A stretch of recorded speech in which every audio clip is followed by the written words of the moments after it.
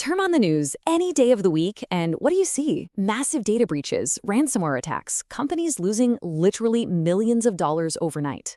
The truth is, organizations are absolutely desperate for leaders who can step in and actually stop the bleeding. If you've been working in IT for a while, you've definitely seen these 5 letters behind the names of the top industry leaders. CISSP. Well, in today's Explainer, we are going to completely demystify what this certification actually is, how the notoriously tricky adaptive exam is structured, and most importantly, the exact managerial mindset you need to adopt to conquer it on your very first try. Let's dive in. So, right off the bat, you might be wondering, why should you even become a CISSP? I mean, it's a really tough exam, right? It takes some serious dedication. But here's the thing. Right now, there is a massive talent gap in the global cybersecurity world. Companies aren't just looking for someone who knows how to configure a firewall or reset a password. They want big picture leaders. They need people who can protect an entire enterprise from the ground up. And that is exactly what having this certification proves you can do. And hey, the real-world value of making that leap, it is undeniable. Just look at the 2020 Cybersecurity Workforce Study. Professionals who earn their cybersecurity certifications boost their salaries by 27% on average. 27%! Employers are more than happy to pay a premium for the confidence and the proven ability to prevent catastrophic breaches that a CISSP brings to the table.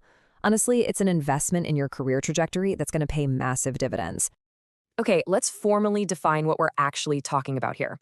CISSP stands for Certified Information Systems Security Professional.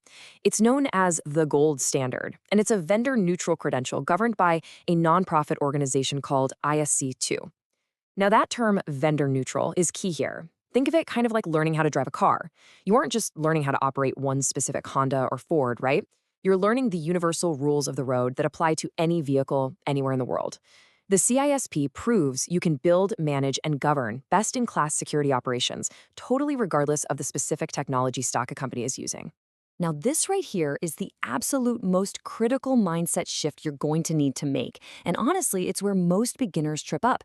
You have to stop thinking like the IT fixer who's down in the weeds, tweaking hardware, or writing lines of code. That's being a bricklayer.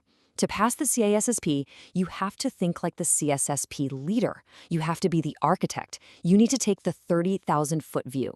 This exam is way more about theory, risk management, and overarching governance than it is about daily hands-on implementation. There's a classic saying in our industry that the CISSP knowledge base is a mile wide and an inch deep. Keep that in mind. Section 1. Exploring the 8 domains of the CISSP. To really understand that whole mile-wide landscape we just talked about, let's look at the exact breakdown of how the exam weighs these 8 domains. Notice how Domain 1, Security and Risk Management, takes the top spot at 15%? That's your foundation. But look at the rest. Everything else is fairly evenly balanced. You're going to cover everything from cryptography and network architecture to software development and even physical security. But remember that architect mindset. You do not need to be an absolute master of every single technical domain here, but you absolutely must be familiar with all of them to succeed. But listen, we aren't just memorizing textbooks here to pass a test. How does this actually apply to real-world operations? Well, security professionals use this exact knowledge every single day.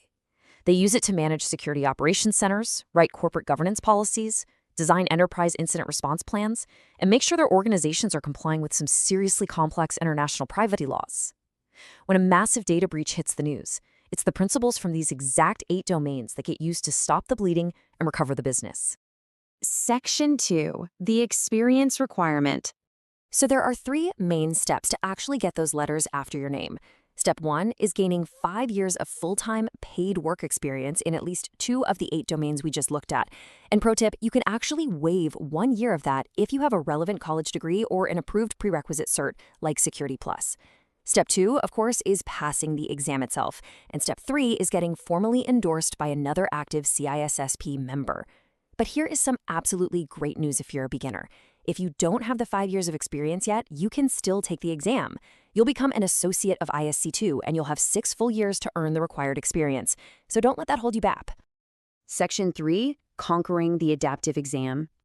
The CISSP uses a computerized adaptive testing format, and under this format, 150 is the magic number. That's the maximum number of questions you might see, while the minimum is 100. Basically, the computer adapts to your skill level in real time. If you're doing exceptionally well, the exam might just shut off and pass you right at question 100. But if it needs a little more data to figure out your proficiency, it's just going to keep feeding you questions all the way up to 150. And you have exactly 3 hours to achieve that passing standard. If you hit that 3-hour mark and the computer hasn't passed you, you automatically fail.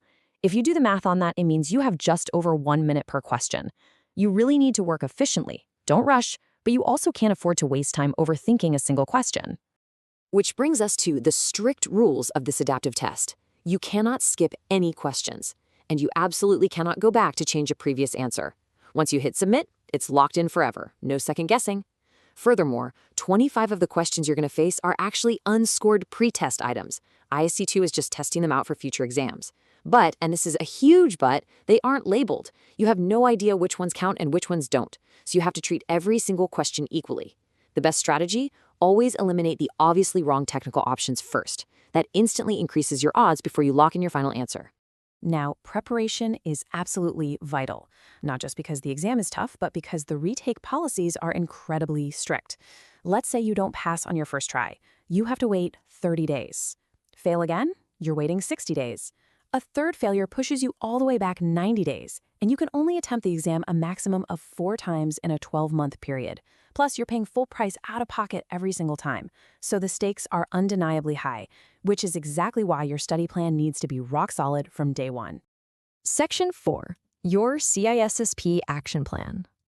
The authors of the official study guide actually recommend a very specific balance for your study habits. Step 1, obviously, is reading the guide chapter by chapter. Get that foundational knowledge. But step 2 is really where the magic happens. You should dedicate roughly 50% of your study time purely to taking practice exams. 50%. Students consistently report that heavily testing themselves is the real key to retention. And step 3, don't just score your practice tests and move on. Deeply review your incorrect answers so you completely understand the why behind the overarching security concept. So let's do a quick recap of the ultimate secret to this exam. You need to remember the 8 domains, respect that adaptive test format, and above all else, you absolutely must adopt the managerial mindset. You have to think like a risk manager advising a CEO, not an engineer configuring a router. When you read a question, take a breath and step back. Maintain that 30,000-foot view. Look for the answer that addresses the core business risk, corporate policies, or the safety of human life. Because let me tell you, in the eyes of ISC2, human safety and overarching governance will always, always trump a quick technical fix. So my final question to you is this. Are you ready to cross the threshold? Are you ready to transition from being the person who just fixes the network to the leader who architects the defense of the entire enterprise? The journey is definitely demanding, but the reward of holding that gold standard certification is entirely worth it. If you found this breakdown helpful, make sure to hit that like button, subscribe, and join us for the next explainer in this series, where we'll start diving deep into Domain 1. Stay focused, keep thinking like a manager, and I'll catch you in the next one.